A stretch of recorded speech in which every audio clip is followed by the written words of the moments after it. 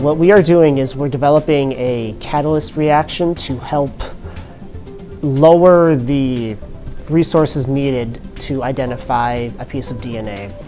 And we're working with trying to do that in plants. Using a increased sensitivity reaction, we could lessen the burden of a field scientist extracting DNA from a plant to see, all right, is this particular group of plants that I have taken samples from, are they the majority of the invasive species or the majority of the native species?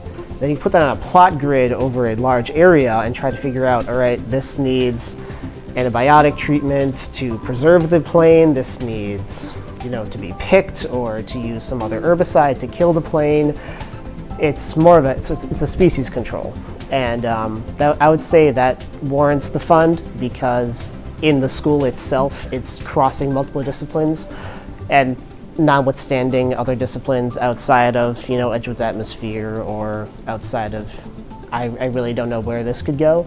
But the immediate use and really requested kind of search and inquiry into this line of study would be why I'd say the Ebben Fund grant is appreciated. I hope to learn through my project a better understanding of how to really dictate yourself in a lab.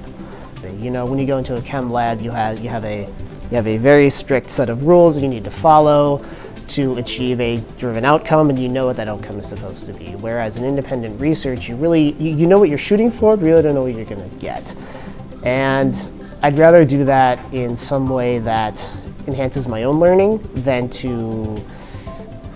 It's less about. If I did this in another kind of class where a grade was, required, I feel like I'd have less individual motivation to kind of prove myself and get it done.